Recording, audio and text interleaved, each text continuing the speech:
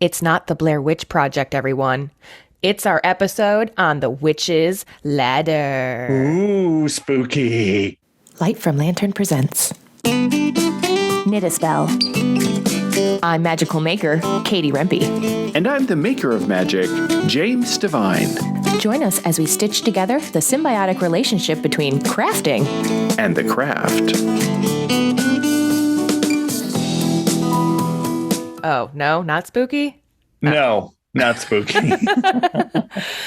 All right, so maybe we've seen, our listeners or watchers, a witch's ladder of sorts. It looks perhaps like an adult mobile, or at least that was my first impression of it. Why don't you go ahead and tell us what it actually is? Right. Cut to the black and white film, and hanging from a tree is weird strings of bones and feathers and the sound of clinking bones in the evening breeze as your ominous figures chase you in the woods or like this, wondering if you're like gonna die. That's like a witch's ladder is this idea of ominous trinkets strung from trees on strings. That's the negative sort of classic scary image of a witch's ladder. Yes. But we are going to talk all about a witch's ladder, what it really is, how it is in the theme of this month of not magic, and magic using cords and yarn and threads. And it is not at all. It is for modern use of magic. It is something completely opposite from this scary, scary thing. Oh, so, there's a shock. Hollywood is mis-selling something to us. Oh, yeah. Entertainment purposes only, people. Of course, right? And witches have always taken the hit. Anyway, for lots of reasons. It's a whole nother episode that we need to do is how the oppression of indigenous pagan practices and witches. Seriously, the Blair Witch Project from the witches' perspective. Like, these crazy people came into my house and are messing with my thing. Get out of my property. Get out of my house. Jeez. I know, wouldn't you? A witch's ladder is a form of sympathetic magic where you use string or yarn or cord, and while braiding the cord in a specific number of ways, you are attaching important trinkets, objects to the ladder in accordance with your intention with this piece of magic. And the background goes back to what we have in history is the late 1800s. In the wall of a house that was being demolished in Somerset, England, there were a rope with feathers sticking out of it. So if you can imagine a rope with these long feathers sort of sticking out of it like a mobile made of feathers. And it was in between, like in the roof or in between the walls. And I'm sure it was covered with dust and sort of sitting there. And, cobwebby. Finding something in between the walls that's sort of odd like that is always kind of like a little bit spooky. I have friends that on purpose have put things in their walls so that the next people that remodel the house get freaked out. I think that's making notes. I think it's hilarious and like also kind of mean. Anyways, that's like the first occurrence of it. I'm sure it goes back way before that. Sure. So sometimes you can just hang them. Some people think that it's, something that's hung from a tree or hung in agriculture to like scare away animals that are going to eat your apples. So if you have like a crow kind of situation. Yeah, like a scarecrow or scare deer. So there's that idea too, that it could have been as simple as that. But like we said, I think last week, like we always say, the tools of magic are often regular old tools that people and humans have used, and they've just because they've become so useful or they've taken on a spiritual meaning as well. And so we find that, wow, here's this object that as it's buffeted in the wind, we could imagine that sort of activating it in some way. So there's these ideas that the feathers can symbolize all kinds of things, that the number of twists or the number of braids in the cord or the yarn can be symbolic numerologically or or personally, if it's the number of your year or your age, or how long you want this thing to last, or how soon you want this thing to come to you. The feathers can symbolize the flight of our intentions or gathering something from the universe, bringing it to us, psychic connection, or the element of air, our thoughts or our psychic realm. You know, if you put bones in it, looks scary for Blair Witch, but what episode was it with Cindy Toto? Yeah, crafting with bones. Right. We had an episode with Cindy Toto where we talked about the magic of bones and how incorporating bones into your witch's ladder can be very, very powerful. Really talking about the bones or the core of you, the core of what you need. The luck of a black cat bone or a raccoon bone or something like that. And lucky rabbit's foot, right?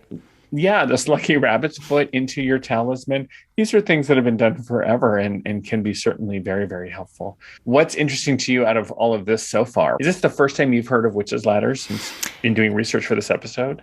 Yeah. And of course, when you see it, like you said, you kind of get like the, ooh, quote, spooky, but only because it didn't really know anything about it. And then as you peel back the layers, you're like, oh, okay, this isn't really so different than like our episode on candle magic, where it's like, okay, the ladder or the string is sort of like the base bone, the candle. And then you add things according to your attention to that. You add oils or you add herbs, things of that nature, even a petition underneath it. All of these things are very similar avenues to reach your same intent on this, just a new way of crafting. That's right. Well, speaking of scary, if you thought bones and feathers were scary, sometimes people make witches' ladders out of someone's hair. Yes. So this gets to a whole realm of magic, sympathetic magic, where you're using someone's personal...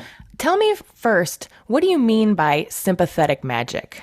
Oh, thank you. So sympathetic magic is this idea that whatever it looks like is what it must apply to. Oh. So for instance, if you look at a flower and it looks like a heart, then it must be good for love or it must be good for your heart. Okay. This is not necessarily medically true, people. Don't eat bleeding heart for a heart condition, right? That's probably not medically advised. Correct. But you can use bleeding heart, the flower or the plant, and it is magically or spiritually good for matters of the heart or matters of love. Lungwort is a plant that people think the leaves look like your lungs. Actually not healthy to eat. So it helps to be discerning? Is that what you're saying? Well, in the old days, they didn't have ways to test. So they looked at things that looked like something else. So in hoodoo and folk magic, you'll find that if something looks like you would use a train or a railroad spike, the railroad spike represents transportation and travel and this idea. And so you would use that to bring that energy into your magic. And so you would use a bone because it represents the foundation or the structure of a person. You would use a bone to bring structure to your spell. That's very one-to-one. It looks like this, so it must bring that to your spell. That's sympathetic magic in a nutshell. There's probably a much more academic definition. And if you, listener, would like to contribute to that definition, send us an email. Yeah. Knitaspellpodcast@gmail.com. Knitaspellpodcast@gmail.com. That's right. Okay. So sympathetic magic. So using hair. So let's talk about using parts of our body. This is something that is called a personal concern. So that's a new word for us here on the podcast. Vocabulary. Personal concern. A personal concern. This is where you use a part of your body. Hair is very common. It can be also bodily fluids or teeth or any part of your body. And sometimes this is, again, Hollywood will take that and say, oh, someone snatched a piece of your hair and then used it in an evil spell, or they took some of your blood and used it to, control fingernails. you. I've heard that. Yeah. Anything with your DNA. Yes. Don't leave your fingernails because someone will take that and do magic on you. Yeah. There's actually a lot of there is folk magic people who really do see that. And they're like, oh yeah, I believe in that. So that's a thing that people do, believe, and they're careful about it. And personal concerns is a thing. So we do believe that that is very much connected to us. So if I want to do a spell, well, it's hard with my very short hair, but with your hair, you can use your own hair and braid something like a cord and make a witch's ladder out of your own hair. How powerful would that be? Ooh. You do magic with that. I mean, I was just plucking my hair out of some yarn for our second part, and now I'm kind of regretting that. So maybe I'll put it back in later. Even if there's a few strands woven into the yarn that we're going to use, that would be, wow, I'm really putting my own energy and my own personal concerns into this work. Yeah. Well, and I guess now that I'm thinking about it, it was commonplace for you to gift your loved one or your lover a lock of your hair, right? To always have with them. So it's interesting that is part of the magical connection.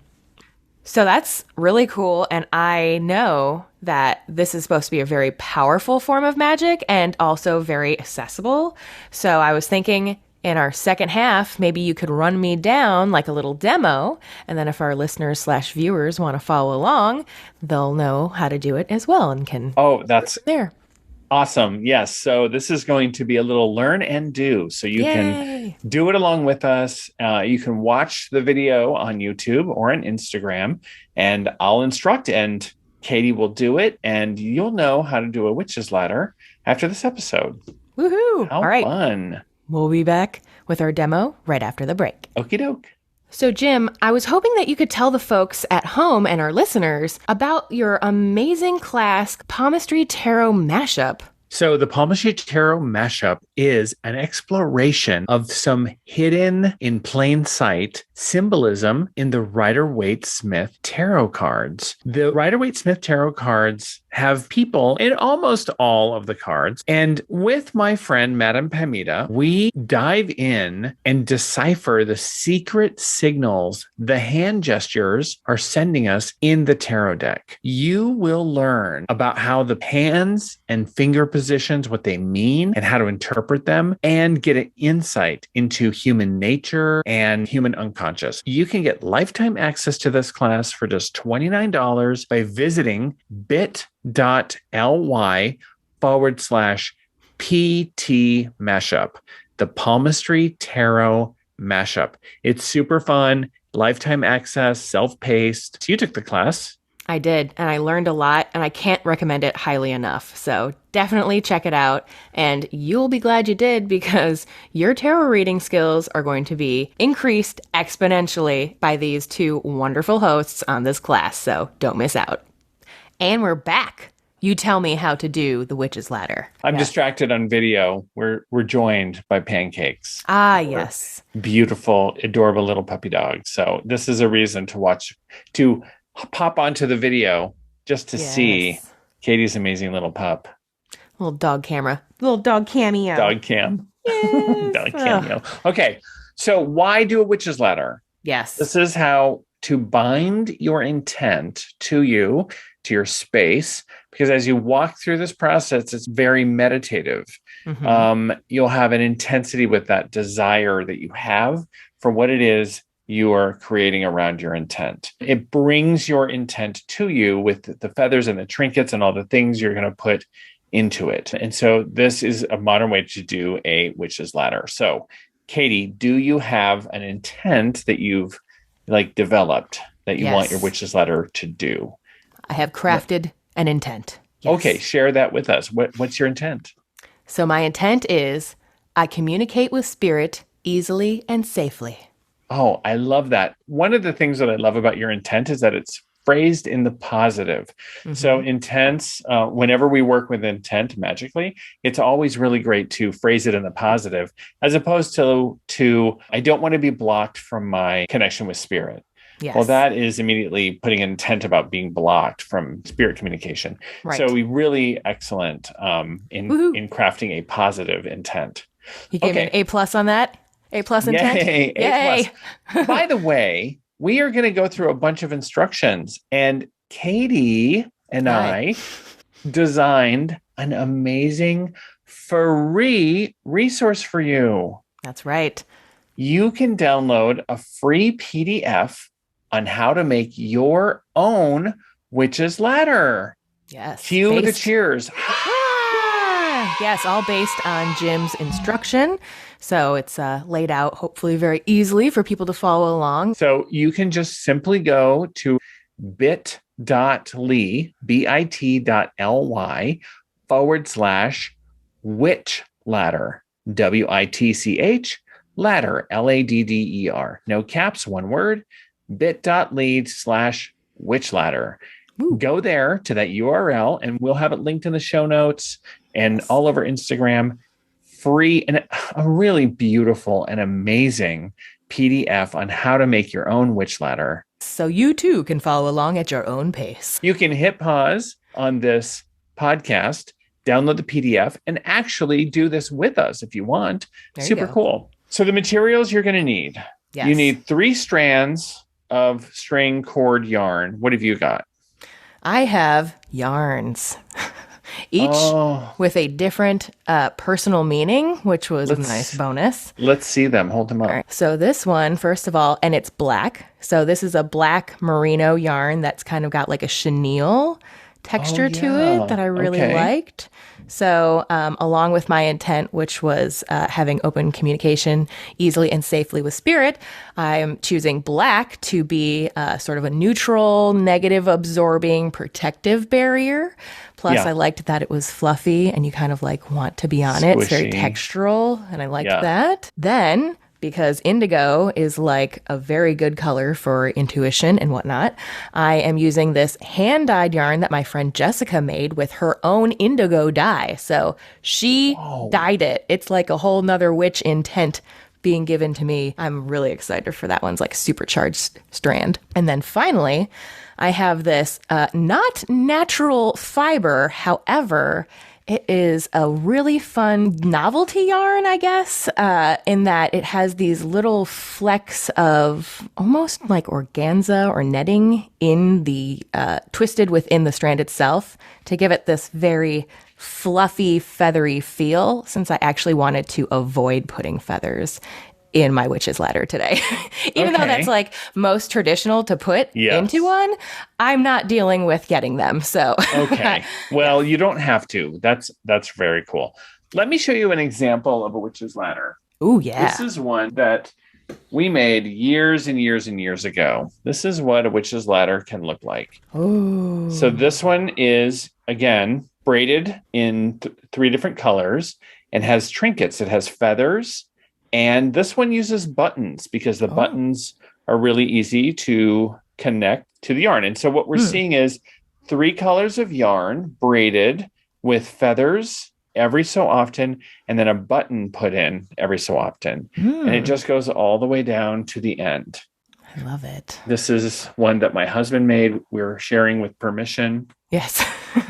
Always get consent. Remember, consent. It's the best. Hangs there in the corner and does its work. We're going to make something similar to this. You have your length of cord. So the length is up to you. And what length? Did you decide on a length? I decided to go for a yard because I learned through this cord magic book that we've been reading through this month that the exact length from the tip of my finger to my nose was 36 inches. And I was like, talk about my magic number 9. So now anytime I have an opportunity to make it that long, I at least start there, even if I end up cutting it a little bit. So that's where I'm at. It's a yard. Great. Well, you'll have some braiding to do. So that's the important of that number 36 for you is 1 yard. What are some of the objects that you're going to braid into your cord? Okay. So I, again, went to look up other correspondences that would support my communication with spirit, sort of necromancy type feel here. And of course, one of my favorite herbs was on the list, and that was bay leaf. Yes. And they look a lot like feathers, and they're great to incorporate in to a witch's ladder. Yes. They're a little hard because they often have short stems. So I like using bay leaves. And in the Pacific Northwest, bay laurel grows here. So it's great to get fresh bay laurel because you can get the stem a little bit longer. And that's really great to incorporate in the future when people are sourcing. Bay laurel is a very common hedge that you Yes. find all over. And if you can find fresh, you'll get a longer stem. But out of the jar, your spice rack, bay laurel, or bay, you can find that and incorporate it into your, like a feather. Yeah, that's exactly what thought. I was like, oh, it looks like a feather. So I also have this pressed rose that I got Gorgeous. at a friend of mine's wedding. And then I also trimmed my willow tree. So I kept the branches and was like, wasn't this perfect timing? So I'm going to use a bunch of the willow tree branches as well. Willow is a great wood for that purpose, and you can have a long piece of willow sticking out in different directions. So as you're braiding these in, do you know how many braids you're going to do? 9 braids and then stick something in? Yep. Or something like that. Yep. So you'll do 9 braids and then stick something in and then braid. The braid was what is designed to hold it in place. So every 9 braids, you're going to put something in. As you do that, as you incorporate the willow will not just stick out on one side. It'll start to stick out in different directions. You can also have the willow balance it in this middle. So you can have a willow branch be even, do it in the middle so it's balanced, or you can have it sticking out on one end. So it's your choice on how you'd like to do it. Pick your own aesthetic choices. That's right. That's right. Okay. Is there anything else that you're going to tie into yours, or are those the trinkets you're going to use? Well, I'm going to use this little decorative knitting needle keychain that I've always had and been like, these are useless. You can't actually use them, right? But it's so cute. I couldn't get rid of it. And I thought, oh, maybe I'll use this as my weight on the bottom. And it can also sort of be like my bells that I don't currently have, but maybe will attach later at some point. Awesome. So. I love weighting the bottom. It really does help sort of ground it into reality. It's a great thing to do. Yeah, it's excellent. Okay. Other things that people have used is you can take a bill of money. So if you're going to do your witch's ladder for prosperity, and I'll just demo this. So here's a $5 bill. If I wanted to put dollar bills or money into, and you don't have to use real money, you can also use money that is paper money or play money that's designed for this purpose. But you can fold it long ways in half and then in quarters, one way or the other. I actually like it with the face out because I think the 5s are prettier. And even if at one end you fold it a little bit more narrow, you can use that sort of like a feather and then fan out the one end. And then you kind of have like a little fanned out, bill. And you can put these dollar bills or $5 bills and braid that into your witch's ladder. And that's a witch's ladder for prosperity. You can add, like we said, bones, other woods. And you can look up the woods, and we have correspondences in the free PDF that you can download again at bit.ly/witch ladder. Has some basic correspondences. So that's awesome. So you're going to braid that together. And then do you know where you're going to display? Where are you going to hang your witch ladder?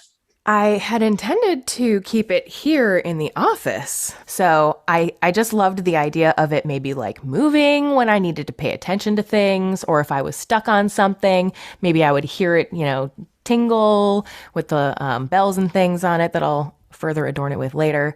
So kind of almost like being rung to get noticed, which is how I feel when I'm getting something in that area. I always say it's like ringing my bells.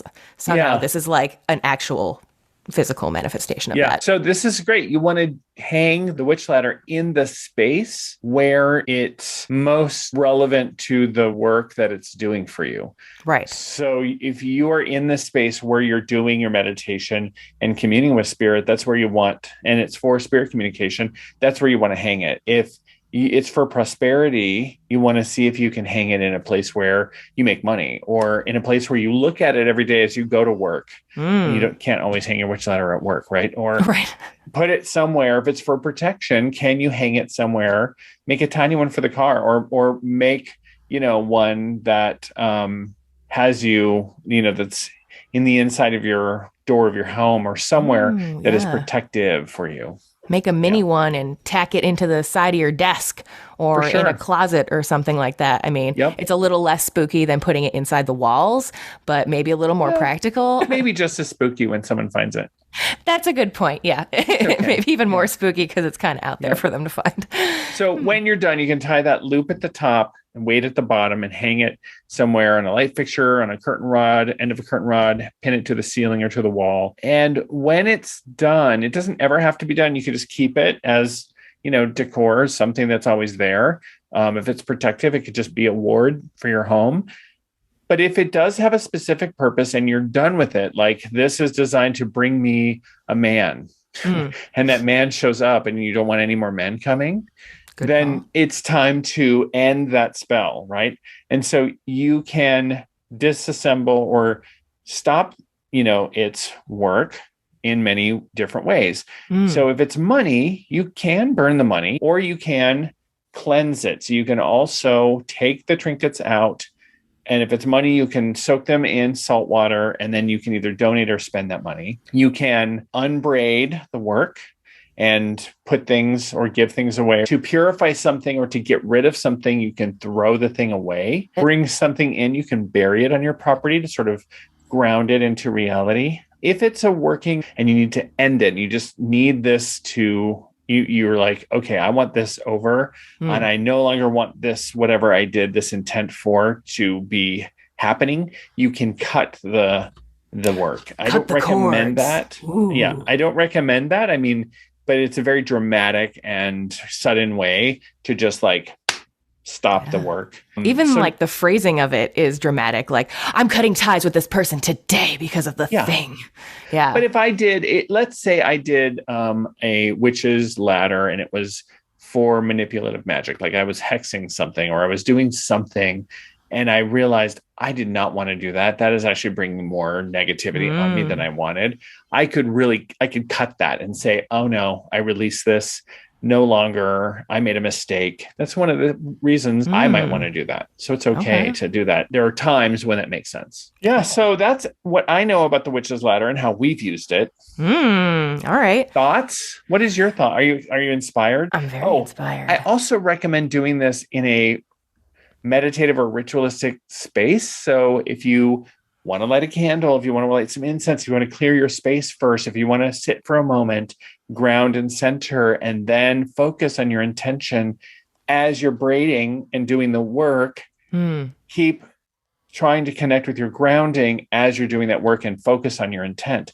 If you choose to chant, you can chant your intent while you're, not the whole time, but every so often, whenever you're putting a trinket in, you could say, if you're doing a protective witch's ladder and you're using rowan branches, and you could say, branch of rowan, guide my way, keep me safely night and day. You could then put a bead of black bead or something grounding, and you could say, may this bead ground me. I just know the rowan chant because it rhymes, but maybe you don't need it to rhyme. You could just say, this bead for grounding, hematite. That's what I was trying to think of. Oh, this hematite bead to ground me. This rowan branch to protect me, this feather to make my burdens light, or whatever the thing is. So you can simply say a statement whenever you put those in. So I have a practical question. Yes.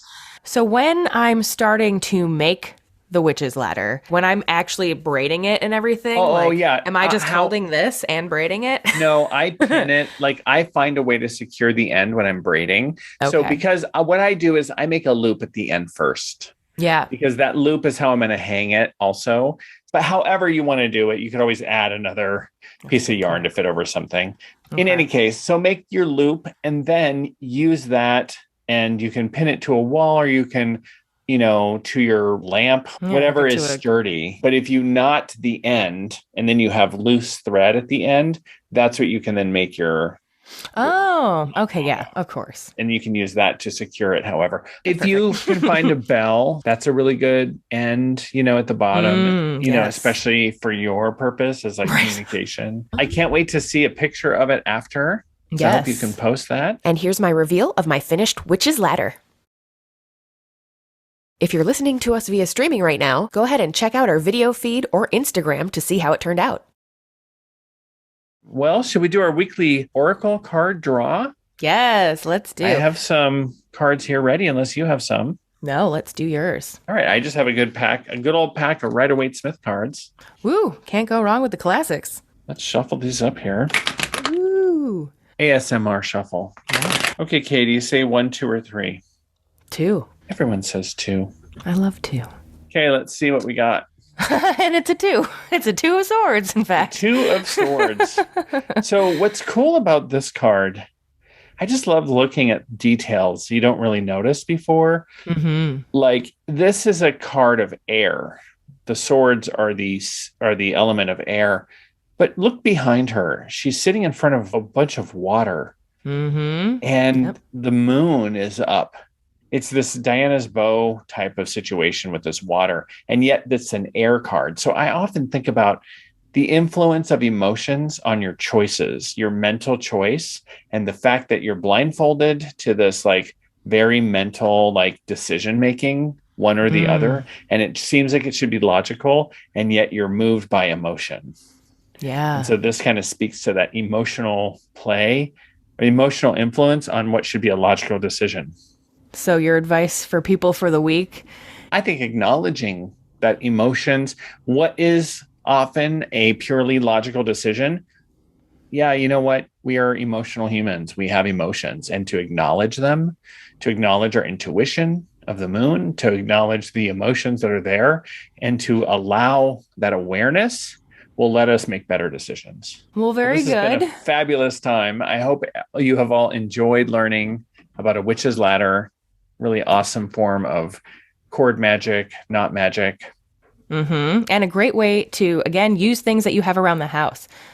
Try not to buy anything for this project if you want to follow along with us, and use that as your creative constraint, because you can find a lot just out in nature if you don't have anything laying around the house. Even if you use little pieces of paper with your intention written on them and then fold it out like a dollar bill.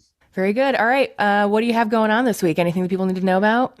This week, I am teaching palmistry to the folks who have taken my palmistry classes before. Mostly what I'm doing is palm reading, and I'm getting ready to launch my apprenticeship program. So I'm going to be offering a really amazing comprehensive training program for people to become palm readers and start up their own palm reading business. That's coming in just a month or two. Information about that is on my email list, which you can find at thedivinehand.com. What's happening this week with you? I just wrapped up my knit along with the River Mitts, which you can still get kits for and the pattern for, all linked in the show notes and on my website. And that was a great time. We did our bind off bash, and I got to see people who finished or didn't finish, like me, everyone showing up and all their cool color combinations. I've really enjoyed connecting more with not just our listeners, but, magical makers in general. If you missed out, feel free to find the pattern, like I said, on Ravelry or right on my website, and you can do a quick knit along with yourself anytime, just 1 week. If you make any of the things, if you make the river mitts,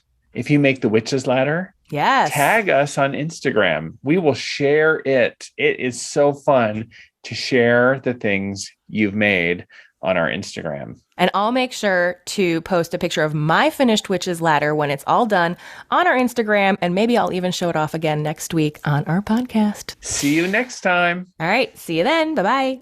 Thanks for listening, everybody. And don't forget, new episodes of Knit a Spell are conjured every Wednesday. Learn more at knitaspell.com and follow our Instagram page at knitaspell. If you have a quick second to support the show, feel free to drop us a review on iTunes or share this with a friend. Jim and I appreciate your support and look forward to seeing you next week.